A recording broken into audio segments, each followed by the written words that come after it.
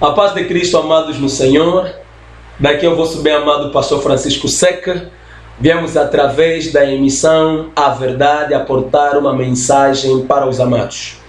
E nesta tarde nós estaremos falando sobre a verdade.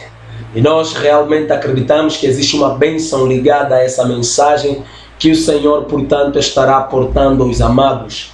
E desta feita eu gostaria de ler com os amados no Evangelho de João, capítulo 8, vou começar a ler a partir do versículo 12.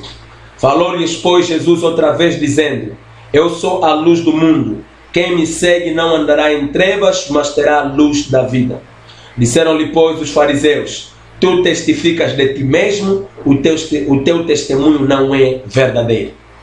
Queridos e amados irmãos, compreenda algo. A Bíblia vai nos deixar de forma clara que o testemunho de uma pessoa não é verdadeiro. Quer dizer que para que alguma coisa seja estabelecida como verdade, é necessário que haja, queridos e amados irmãos, o testemunho de duas pessoas. E nós vamos, queridos e amados irmãos, compreender isso claramente quando nós lemos no livro de Deuteronômio, capítulo 19. Mas é necessário primeiro, queridos e amados irmãos, que nós saibamos compreender e falarmos bem sobre a verdade. Porque hoje muita gente se usa da passagem de João capítulo 8, versículo 32, em forma de slogan: conhecerás a verdade te libertará. Mas as pessoas não são libertas, porque verdadeiramente as pessoas não são libertas simplesmente por dizer conhecerás a verdade te libertará. Nós chegamos ao ponto de compreender, queridos e amados irmãos, porque uma vez que as pessoas comecem a usar isso simplesmente como uma forma de slogan, as pessoas você vai falar isso hoje: conhecerás a verdade te libertará. No outro domingo mais, conhecerás a verdade, querido e amado irmão, você vai entender que a mesma pessoa que foi liberta já no domingo passado, porque você lhe falou e ela disse amém, é a mesma pessoa que no outro domingo mais, naquele domingo. Quantas vezes então a verdade vai libertar essa pessoa?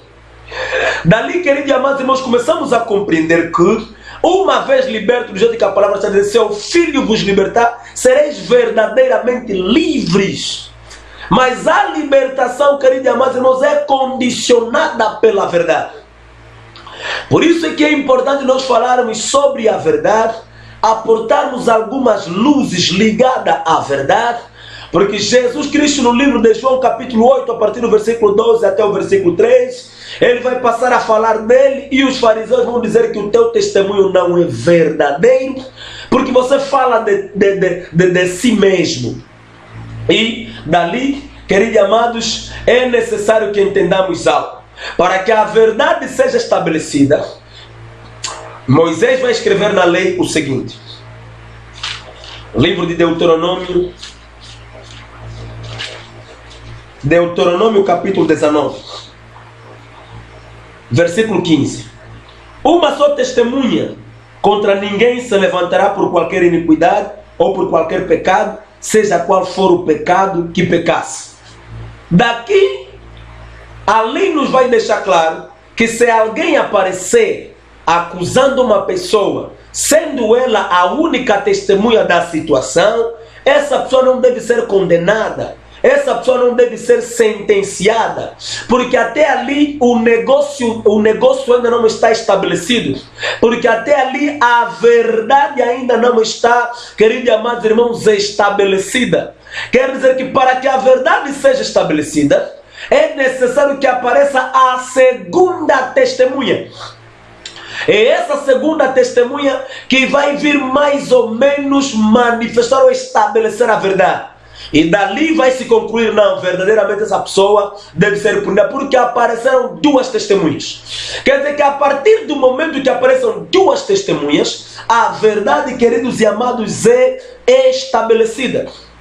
E nós vamos agora entender até que ponto, quando aparecem duas testemunhas, a verdade é estabelecida. Mas antes disso, eu vou terminar a leitura. Pela boca de duas testemunhas, ou pela boca de 3 testemunhas se estabelecerá o negócio. Daqui concluímos que para que o negócio da verdade seja estabelecido e alguém, no entanto, possa ser condenado e sentenciado, é necessário que apareçam 2 testemunhas ou 3 testemunhas para, portanto, manifestarem a veracidade e a veracidade do assunto. Vamos, portanto, ler, queridos e amados irmãos, no livro de Primeiras Reis,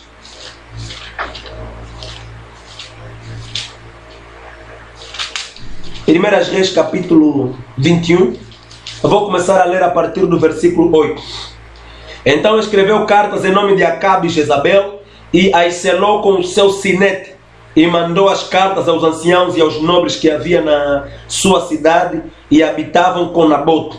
E escreveu nas cartas dizendo: apregoai um jejum e ponde a Nabote acima do povo, e ponde defronte dele 2 homens, filhos de Belial, que testemunhem contra ele, dizendo: blasfemaste contra Deus e contra o rei, e trazei-o fora e apedrejai-o para que morra. E os homens da sua cidade, os anciãos e os nobres que habitavam na sua cidade, fizeram como Jezabel lhes ordenara, conforme estava escrito nas cartas que lhes mandara. Apregoaram um jejum e puseram a Nabote acima do povo. Então vieram 2 homens filhos de Belial, puseram-se de frente deles, e os homens filhos de Belial testemunharam contra ele, contra Nabote, perante o povo, dizendo: Nabote blasfemou contra Deus e contra o rei, e o levaram para fora da cidade e o apedrejaram com pedras e morreu. Queridos e amados irmãos, nós vemos aqui no livro de Primeiras Reis, capítulo 21, a partir do versículo 8, 2 testemunhas se apresentam e eles falam. E a partir dali, Nabote, portanto, vai ser condenado à morte. Mas, queridos e amados irmãos, vamos conferir, eu e você. Será que essas 2 testemunhas falaram a verdade? O que eles falaram contra Nabote era a verdade? Era mentira.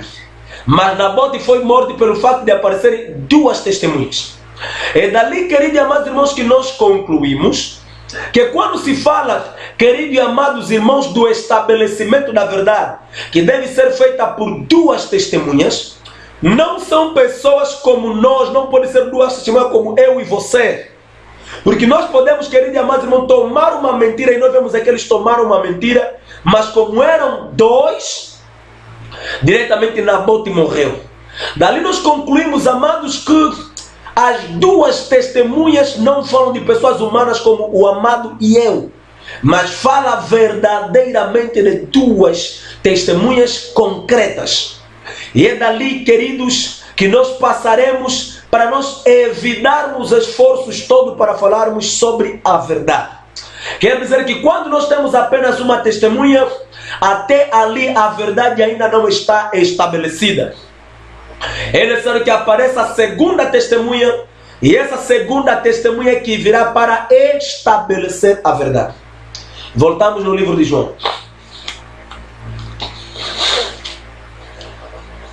João capítulo 8.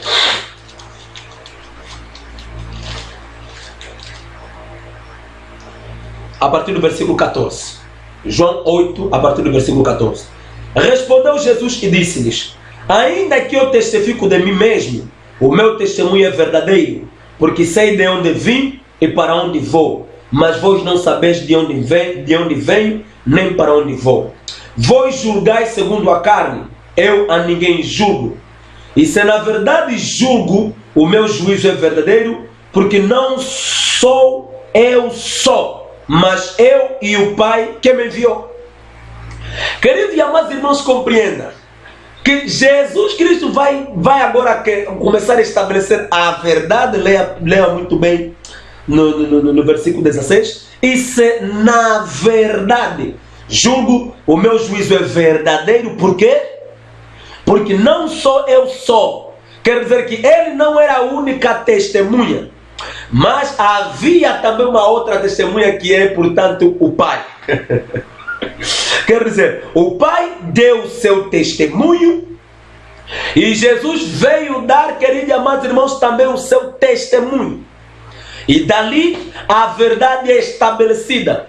a partir do momento que nós vemos o primeiro testemunho e o segundo testemunho que vem para estabelecer a verdade.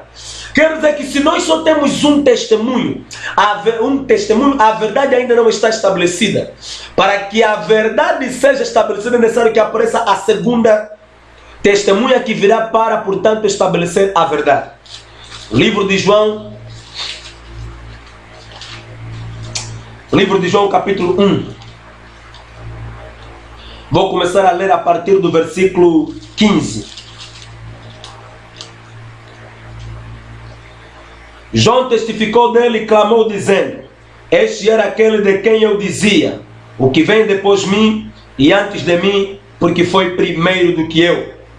E todos nós recebemos também da sua plenitude e graça por graça. Porque a lei foi dada por Moisés, a graça e a verdade vieram por Jesus Cristo. Querido e amado irmão, compreenda algo. Porque nós falamos que o Pai deu um testemunho e Jesus veio nesse caso estabelecer a verdade. Veio nesse caso, querido e amado irmão, testificar do testemunho do Pai. Porque o testemunho do Pai é a lei. Por isso é que a Bíblia vai nos dizer no livro de João 1, vai nos dizer no versículo 17, porque a lei foi dada por Moisés. Quer dizer que quando Moisés veio manifestar a lei, verdadeiramente a lei é o primeiro testemunho. A lei é o primeiro testemunho, portanto o testemunho do Pai. Mas até ali a verdade ainda não estava estabelecida. Por isso é que a Bíblia vai dizer que a graça e a verdade veio através de Jesus, porque Jesus aparece como a segunda testemunha. É Ele que vem para cumprir a lei. É Ele que vem para interpretar a lei. Quer dizer que quando nós lemos uma lei ou lemos uma parábola, irmão, até ali a verdade ainda não está estabelecida. Por exemplo, se nós lermos uma lei que a Bíblia diz, se a filha do sacerdote casar com um homem estranho, ela não terá direito das coisas santas. Mas se ela for divorciada ou viúva, voltar para a casa do seu pai como era na mocidade, ela então vai ter a oportunidade de comer das coisas santas. Queridos amados irmãos, isto aí é uma lei, portanto é o primeiro testemunho. E se nós nos mantermos somente nesse testemunho, a vida não pode ser manifesta. A libertação não é manifesta. É necessário que nós portamos, queridos e amados irmãos, a segunda testemunha, que vai vir a explicar o primeiro testemunha, e desta forma nós teremos a verdade estabelecida e a vida vai se manifestar para o povo de Deus. Por isso, desculpa, é que Isaías capítulo 2, versículo 20,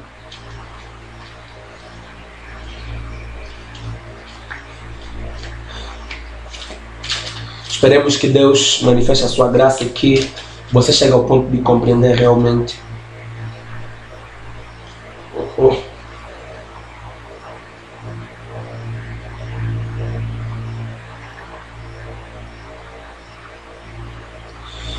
O livro de Isaías, capítulo 8, versículo 20, desculpa. Isaías 8, 20, estamos a falar sobre a verdade. Diz assim: a lei e ao testemunho, se eles não falarem segundo esta palavra, nunca verão a aurora, nunca verão a alva, nunca verão, queridos e amados irmãos, o limiar da luz. Preste atenção.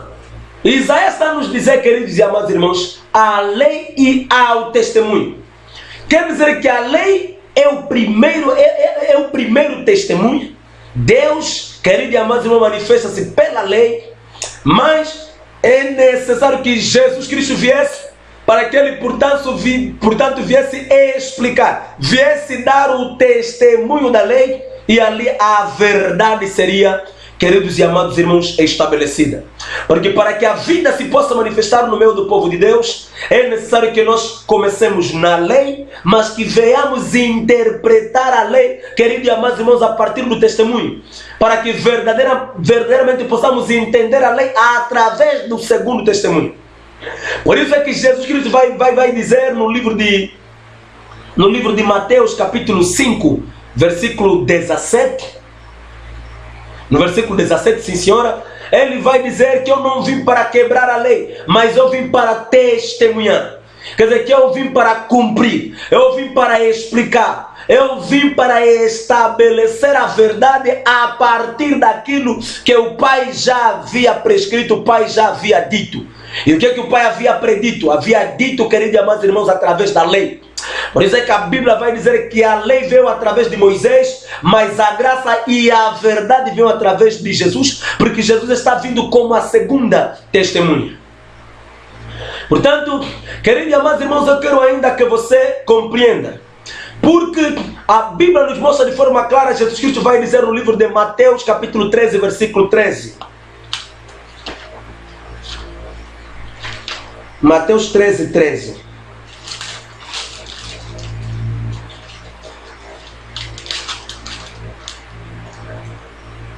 Vou começar a partir do versículo 10.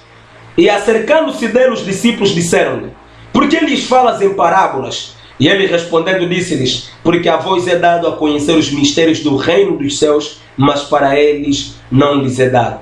Porque aquele que tem cederá e terá em abundância, mas aquele que não tem, até aquilo que tem lhe será tirado. Até aquilo que tem lhe será tirado. Muitas pessoas não compreendem isso. Até aquilo que tem. Quais são essas pessoas que já tinham algo e lhes foi tirado? E aqueles que não tinham nada lhes foi dado. Aqueles que não tinham nada, presta atenção, porque aqueles que têm, porque aquele que tem será dado e terá em abundância. Nós que verdadeiramente soubemos receber aquilo que o Senhor nos trouxe, então nos foi dado e passamos a ter em abundância. Mas aquele que não tem, até aquilo que tem lhe será tirado. Quer dizer, até aquilo que tem, quer dizer, o povo de Israel que tinha a lei, mas pelo fato, queridos e amados irmãos, de negar o Evangelho do nosso Senhor Jesus Cristo, até aquilo que tinham lhe foi tirado. Quer dizer, até aquela oportunidade que eles tinham lhes foi tirado. Preste atenção no versículo 13. Por isso lhes falo por parábolas, porque eles vendo não veem e ouvindo não ouvem, nem compreendem. Querido e amado irmão, compreenda algo. Porque o Senhor vai dizer claramente, a vida está ligada à interpretação da parábola. Quer dizer que quando nós temos uma parábola, temos o primeiro testemunho, até ali a verdade ainda não está estabelecida. É necessário que exista a interpretação da parábola, para que desta feita a verdade seja estabelecida e a libertação se manifestar ao povo de Deus. Entenda que Jesus Cristo vai dizer que eu lhes falo em parábola para que eles não ouçam, não entendam e não sejam salvos. Quer dizer que a salvação está diretamente ligada à interpretação da parábola. Por isso você vai entender, querido e amado, no livro de Gênesis, quando o faraó vai sonhar, ele sonhou, ele teve o sonho, e ele viu 7 vacas gordas, e depois ele viu 7 espigas de milho. 7 espigas de milho fortes, grossas, de boa aparência. Mas ele vai ver nos dois sonhos. No primeiro sonho, ele vê 7 vacas gordas, e depois aparecem 7 vacas magras, vão aniquilar, portanto, as 7 vacas gordas.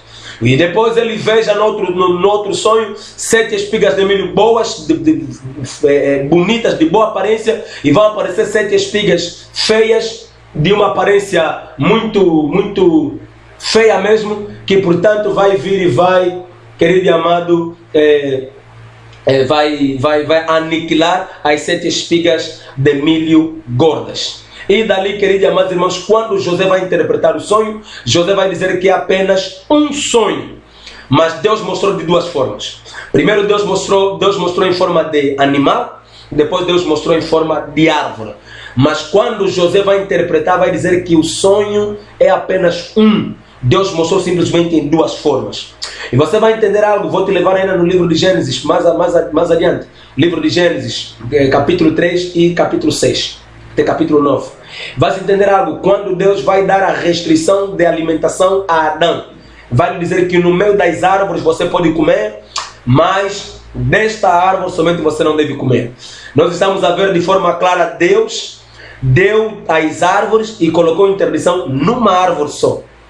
E vamos ver no tempo de Noé, Deus vai dizer a Noé, come dos animais, mas também vai colocar dentro dos animais uma interdição, vai dizer que do sangue você não pode ter contato, não podes beber do sangue, não podes comer o sangue. Então, vemos claramente, queridos e amados irmãos, que Deus estava a falar da mesma coisa, só que em primeiro lugar ele mostrou em forma de árvore, depois mostrou em forma de animal. Vemos também no sonho de Faraó, primeiro ele mostrou em forma de animal, depois ele mostrou em forma de árvore. E quando José vai interpretar, José vai dizer que é uma coisa só. Porque vamos entender, queridos e amados, quando Adão vai comer da árvore, vai ficar nu, por causa de ter comido da árvore que Deus havia proibido. E quando também Noé vai beber do vinho, o vinho que é o sangue, queridos e amados, também vai ficar nu, porque havia comido daquilo que Deus havia interdito. Então vemos de forma clara que Deus primeiro fala em forma de árvore, depois fala em forma de animal, simplesmente para mostrar a veracidade e a veracidade do assunto. E nós vemos de forma clara, quando José vai interpretar o sonho, queridos e amados, José vai dizer que é apenas um sonho, é apenas um pensamento.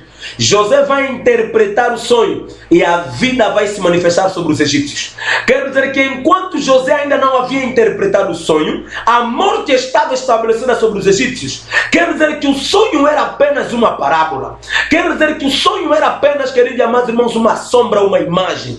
Mas era necessário que a interpretação fosse concebida. Era necessário que o sonho fosse interpretado para que, portanto, existisse a vida. Porque se o sonho não fosse interpretado, a morte poderia vir e todos os egípcios poderiam ser levados pela morte. Mas uma vez que o sonho foi interpretado, a vida se manifestou. Então nós entendemos que a segunda testemunha, porque a primeira testemunha nesse caso era o sonho, mas era necessário que a segunda testemunha viesse para manifestar, para estabelecer a verdade e a libertação se manifestar no meio do povo e a vida se manifestar no meio do povo. Dali concluímos, quando nós somente temos parábola, quando nós somente temos sonho, quando nós somente temos imagem, queridos e amados irmãos, até ali a verdade ainda não está estabelecida. É necessário que exista a segunda testemunha, a interpretação do sonho. Por isso eu digo, todo o Antigo Testamento, queridos e amados irmãos, é o sonho do rei. Todo o Antigo Testamento é sombra, é parábola. Era necessário que Jesus Cristo viesse para interpretar tudo quanto estava escrito sobre ele no Antigo Testamento. E desta feita nós alcançamos a vida. Livro de Lucas, capítulo 24, versículo 44, ele vai dizer: convinha que se cumprisse tudo quanto estava escrito sobre mim, na lei, nos salmos e nos profetas. Ele disse ainda no livro de João, capítulo 5, versículo 39, examinai as escrituras, pois credes ter nela a vida eterna, mas são elas que de mim testificam. Quer dizer que o primeiro testemunho, queridos e amados irmãos, verdadeiramente não deu salvação ao povo. Por isso é que a lei não salva. Por isso é que a lei mata. Quer dizer que o primeiro testemunho não concede a vida. O primeiro testemunho não concede a libertação. Mas para que a libertação seja concedida é necessário que o segundo testemunho apareça. Porque é ele que vai vir estabelecer a verdade e, portanto, essa verdade vai salvar o povo. Essa verdade vai libertar o povo. Essa verdade vai restaurar o povo. Portanto, amado, eu quero que você compreenda de forma clara que a palavra de Deus, amado, verdadeiramente todo o Antigo Testamento é o sonho do rei, mas era necessário que o Senhor Jesus Cristo, o verdadeiro José, viesse interpretar o sonho nele mesmo. E ele interpretou o sonho nele mesmo e desta feita ele, portanto, estabeleceu a verdade, manifestou a verdade. É essa verdade que liberta. Porque, queridos e amados, se numa igreja simplesmente leem a parábola, leem, por exemplo, a parábola, o reino dos céus é comparado ao grão de mostarda que é semeado e tudo mais, e eles não interpretarem se o grão de mostarda é o quê? Não falarem seus ramos é o quê? Não falarem das aves dos céus que vêm fazer ninhagem nos ramos, se é o quê? Queridos e amados, até ali não existe aurora para o povo. Não existe salvação para o povo. Não existe libertação para o povo. Quer dizer, quando nós dizemos conhecerás a verdade te libertará, quer dizer que conhecerás, queridos e amados, a interpretação do primeiro testemunho. Quer dizer, a interpretação do sonho. é a interpretação do sonho que vai manifestar a salvação. E você vai entender que quando o rei Nabucodonosor vai sonhar, penso que o rei Nabucodonosor vai sonhar, e mesmo até no tempo de Belteshazzar, quando a extremidade da mão vai aparecer e vai escrever na parede Mene Mene Tekel Ufarzim. Amado, entenda que os magos da Babilônia não conseguiram dar a interpretação.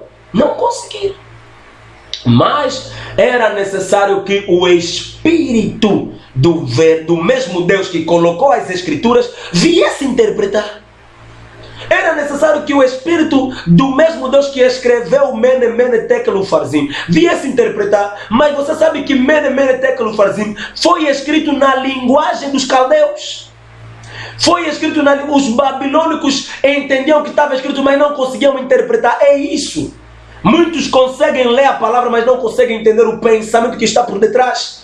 Porque naquelas palavras que Deus escreveu, Mene Mene Tekel Ufarzim, existia um pensamento por detrás. E era aquele pensamento, queridos e amados, que o rei Belteshazzar precisava. Era aquele pensamento que estava por detrás, que poderia trazer o livramento e a satisfação do rei. Por isso, quando Daniel vai interpretar, ele será, portanto, colocado como o terceiro homem do reino. Uma vez que o pai de Belteshazzar não estava presente, Nabonido estava ausente do reino, porque ele que era, nesse caso, o primeiro no reino, e o rei Belteshazzar era o segundo. Por isso é que quando Daniel interpreta, ele vai dizer que Daniel será, portanto, o terceiro. Entenda, querido e amado irmão, é necessário que a gente compreenda essas coisas desta forma. Enquanto existe sonho, não existe interpretação, a morte está estabelecida. Mas quando a interpretação se manifesta, a vida se manifesta. As pessoas ficam satisfeitas. As pessoas recebem a libertação. Quando nós pegamos, querido e amado irmão, vamos interpretar. Porque se nós falarmos que é cordeiro, é só cordeiro. Se nós falarmos só cordeiro, cordeiro, cordeiro, cordeiro, não interpretamos que o cordeiro fala de Jesus. Querido e amado irmão, se nós só ficarmos em cordeiro, estamos no primeiro testemunho, não há vida. Mas a partir do momento que nós vamos começar a interpretar, dizendo que aquele cordeiro que morreu no livro de Êxodo capítulo 12, cuja morte determinou a saída do povo da escravatura, o verdadeiro cordeiro, nosso Senhor Jesus Cristo, cuja morte determinou a nossa saída da escravatura do pecado. É dali, queridos e amados irmãos, que o povo vai alcançar a vida. É dali que o povo vai chegar ao ponto de entender e testemunhar a sua libertação. Por isso, queridos e amados, necessitamos de aportar ao povo de Deus a interpretação das parábolas. Necessitamos de aportar para o povo de Deus a explicação da palavra. Porque a Bíblia vai dizer que a letra mata. A letra mata, mas o espírito da letra. Não pensa que aquele é o Espírito Santo, não. O Espírito vivifica, quer dizer, o espírito da letra.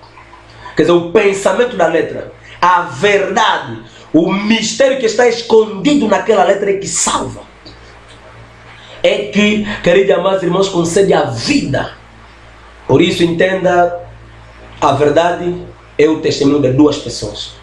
Quer dizer, quando duas pessoas testemunham, quer dizer, o pai testemunha, o filho também testemunha, nós então temos a verdade. Estamos a dizer que o pai, nesse caso, manifesta-se pela lei, e o filho, portanto, vem agora manifestar pela graça, e é ele quem aporta a verdade. É ele quem vem para estabelecer, queridos e amados irmãos, a verdade. E Jesus Cristo vai ainda dizer que o Pai, eu não dou testemunho de mim mesmo, o Pai dá testemunho de mim, eu também dou testemunho de mim. E ele vai dizer que o Espírito Santo virá e ele não falará de si mesmo, mas falará daquilo que tem tomado de mim. Então vemos ali o testemunho do Pai, testemunho do Filho, testemunho do Espírito Santo, para, queridos e amados irmãos, fazer convergir Deuteronômio capítulo 19, que diz que o testemunho de 3 pessoas, quer dizer, o testemunho do Pai, do Filho e do Espírito Santo, é, portanto, que manifesta, queridos e amados irmãos, a verdade. Que Deus vos abençoe, que Deus vos faça a sua graça continuamente, e entenda ainda, queridos e amados irmãos, que quando Moisés desceu com a palavra de Deus no Egito, entenda que Moisés tinha uma língua embaraçosa. Moisés tinha uma língua constrangente. Moisés era gago. Quer dizer, quando Moisés começava a falar, quer dizer, tinha que existir Arão ao lado para interpretar a linguagem de Arão, de Moisés. Quer dizer que quando Moisés falava era uma parábola. Quando Moisés falava era um sonho. Quando Moisés falava, queridos amados irmãos, não existe nada na palavra de Deus que veio simplesmente por calhar. Não era em vão que Moisés tinha que ir com uma linguagem constrangente, com uma língua pesada no meio do povo de Israel. Porque Moisés prefigura o nosso Senhor Jesus, que quando vai vir também, ele vai vir com uma linguagem um pouquinho pesada, porque ele vem com parábolas para alguns. Mas, queridos amados irmãos, Arão vai entender perfeitamente. Adão entende, ele pega a ideia que Moisés quer falar e ele vai agora interpretar de forma clara ao povo. Quer dizer que vemos, amados, Moisés que está a representar Jesus que vem com as parábolas, uma vez que Moisés tinha uma linguagem tinha uma linguagem pesada, pois era gago, e era necessário que Arão estivesse ao lado para interpretar a linguagem de Moisés, para que a vida pudesse ser manifesta no povo. E o Senhor Jesus vai dizer que é necessário que o Espírito Santo venha para vos conduzir em toda a verdade. Quer dizer que o Espírito Santo virá para verdadeiramente manifestar ainda a plenitude da verdade, revelar-vos a mim. E hoje, queridos e amados irmãos, nós entendemos que o Espírito Santo tem revelado Jesus. A partir da Bíblia, nós pegamos no Antigo Testamento e nós estamos a conseguir, queridos e amados irmãos, entender que toda a palavra de toda a Bíblia fala de Jesus através do Espírito Santo de Deus. Então, o Espírito Santo fala de Arão, que interpreta Moisés, nesse caso que interpreta o nosso Senhor Jesus Cristo, e interpreta as parábolas. Nós precisamos da interpretação das parábolas. Paremos de começar a pregar fábulas ao povo. Paremos de começar a pregar China, de pregar Europa, de pregar coisas terrenas ao povo. Porque a Bíblia diz: buscar primeiro o reino e a sua justiça, e todas essas coisas vos será dada como acréscimo. Para, querido e amado irmão, não tem palavra, senta, ouve as pessoas mandatadas. E senta, aprende, ouve muito. Para quando você se levantar e puderes aportar a mensagem para o povo de Deus, o povo alcança a vida. Quantos servos de Deus estão a matar o povo a partir do altar?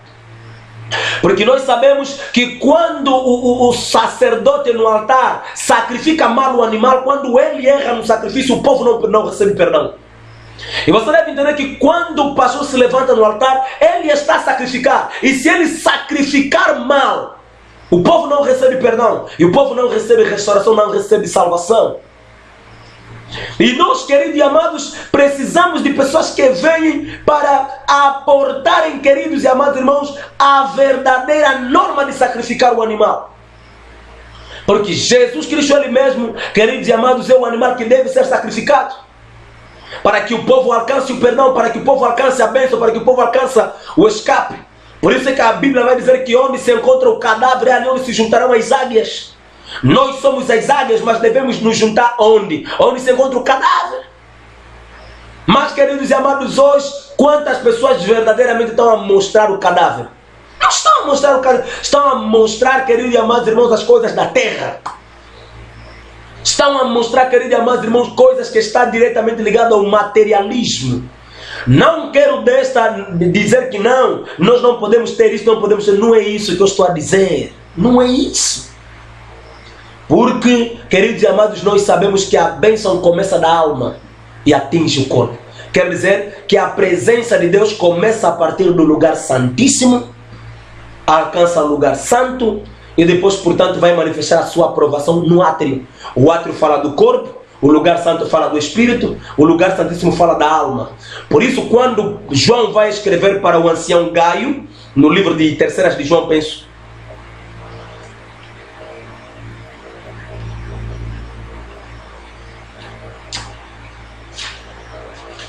Terceira de João, deixa eu ler essa passagem porque é importante, amado.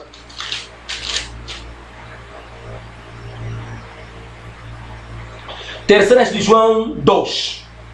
Vou começar a partir do versículo 1 mesmo. O presbítero ao amado Gaio, a quem em verdade eu amo. Amado, desejo que te vá bem em todas as coisas e que tenhas saúde, assim como bem vai a tua alma. Quer dizer que a saúde no corpo, que Gaio teria que manifestar, verdadeiramente teria que se manifestar de acordo à saúde da alma. Hoje, queridos e amados, há pessoas que sobem no altar, em vez de preocupar-se ainda em curar a alma do povo, em vez ainda de se procurar manifestar a saúde na alma, está já a procurar manifestar saúde no corpo. Por isso eu digo sempre, nós não negamos a cura, não negamos a salvação, não negamos a cura do corpo, nós cremos na cura do corpo. Mas, queridos e amados irmãos, a cura do corpo não deve falar mais do que a cura da alma. Porque mesmo Lázaro, ele foi ressuscitado, mas depois morreu de novo. E, queridos e amados irmãos, nós aportamos para o povo, porque a palavra de Deus, quando ela vem, ela não traz uma meia libertação. Ela traz tanto a libertação para a alma, quanto a libertação para o corpo. Salmos capítulo 103.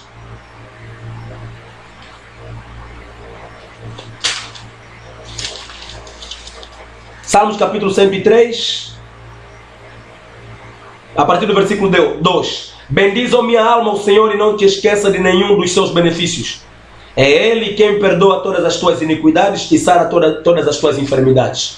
Preste atenção. É Ele quem perdoa todas as tuas iniquidades, pecados. Está ligado ao quê? À alma. É Ele quem cura todas as tuas enfermidades. Enfermidade está ligado ao quê? Ao corpo. Quer dizer, bendiz, ó minha alma, o Senhor, porque é o Senhor que cura tanto a tua alma e cura tanto o teu corpo.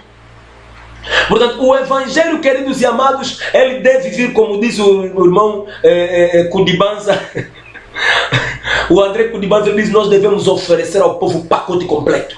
Queridos e amados, devemos trazer ao povo, devemos ensinar e afetar a fé para receber tanto a salvação da alma quanto a salvação do corpo. Queridos e amados, devemos trazer isso para o povo, devemos dar para eles o pacote completo. Agora, hoje é só barulho atrás de barulho, barulho atrás de barulho. Não há nenhum ensinamento, nenhum fio lógico, nenhuma profundidade, nada. É só Deus vai te dar, Deus vai fazer, Deus vai te dar. Pensamos que Deus é uma máquina, Deus é um multicaixa, chegar a meter cartão e receber dinheiro. Multicaixa grátis, só tem lá dinheiro, cara. A pessoa chega só lá com o cartão dele, é só meter. Queridos e amados irmãos, não existe nem nada, queridos e amados irmãos, de edificação, de alicerce. Pregações do gênero são casas construídas sobre areia. Por isso é que muita gente hoje, quando vem um problema, diz, pastor, não estou a ver. Por quê? As pessoas estão a se tornar totalmente dependentes dos pastores. Fanatistas fãs dos pastores. O pastor está a errar e tudo mais, em vez de mais ou menos aconselhar para o servo não se corrigir. Não, ele sabe o que anda a fazer. Ele mesmo, ele é pai. Querido e amados irmãos, vamos sair da ignorância.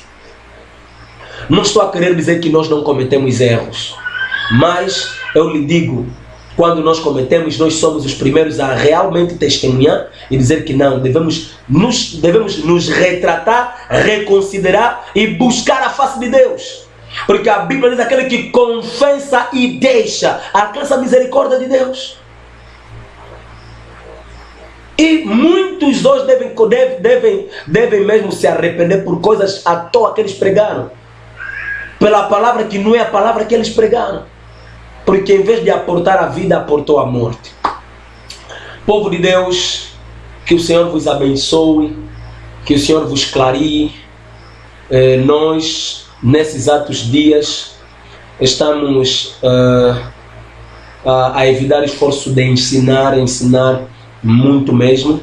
E se você vir e ter a oportunidade de participar tanto nos ensinamentos quanto nos cultos de avivamento do MCA, você vai realmente testemunhar. Nos cultos de avivamento, nós buscamos a Deus, pregamos a palavra e também acreditamos que o Senhor Jesus é o mesmo ontem, hoje e para todo sempre. Ele é o mesmo. Se Ele curou ontem, porque Deus mostrou tipos de curas, cura da lepra, a cura de uma praga, a cura de Jó, tudo aquilo era o mesmo Deus, que é o mesmo ontem curou. E Ele disse ao povo de Israel no livro de Êxodo, capítulo 15, versículo 26, Ele vai dizer que eu sou o Senhor que te cura, eu sou Jeová Rafa. E nós acreditamos que se Ele é o mesmo ontem, hoje, quer dizer que até hoje Ele mesmo é Jeová Rafa. E nós acreditamos que Ele cura hoje e Ele continuará curando. E portanto, queridos e amados irmãos, não sejam materialistas, se ligarem simplesmente às coisas e estarem dependentes totalmente dos servos de Deus. Não estou a querer dizer que os servos de Deus não são importantes, nós somos realmente importantes para vós, porque Deus nos colocou diante de vocês para, portanto, vos aportarmos o trigo, vos darmos o trigo e a bênção de Deus através do mesmo trigo. E somos nós que Deus nos mandatou para o fazermos. Mas é necessário, queridos e amados irmãos, que nós também o façamos com todo o amor, seguindo o modelo exato do Senhor. Porque se nós fazermos segundo o nosso modelo, da nossa forma, é como se nós estivéssemos a aparecer diante do santuário de Deus com o fogo que é nosso, que não é o fogo do tabernáculo. E desta feita Deus nos vai punir arbitrariamente, do jeito que os filhos de Arão foram punidos com a morte quando, portanto, apareceram com fogo estranho diante do santuário de Deus. Que Deus, querido e amados irmãos, vos abençoe. Servos de Deus, se você não tem ainda muito para dizer para o povo de Deus, senta, aprende, e portanto, depois que você vai ir aportar a mensagem de Deus para o povo de Deus, não se apressa, seja humilde. Não se apressa, seja humilde, aprende bastante para que, portanto, você consiga fazer bem o trabalho. Porque era necessário que o sacerdote, primeiro, ele aprendesse muito bem a sacrificar. Ele tinha que aprender muito bem. E se você ainda não aprendeu bem a sacrificar, não sabes ainda onde é que você deve fazer entrar a faca para matar o animal. Porque mesmo até o matar animal, irmão, matar o animal não se deve entender em português. Porque existe a norma que Deus havia dado como o animal tinha que morrer. O animal não teria que morrer de forma asfixiar o animal, afogar o animal. Tinha uma maneira exata que o animal tinha que ser morto, de forma o animal nem mesmo até a dar conta que está sendo morto e tudo mais. Se você tiver a oportunidade de ler um pouquinho sobre concepção judaica, sobre o sacrifício, você vai entender essas coisas, que existia uma norma que Deus havia dado como o animal deveria realmente ser morto. E nós, portanto, devemos aprender como matar o animal para podermos dar acesso ao perdão e à salvação ao povo de Deus. Que Deus vos abençoe rica e poderosamente.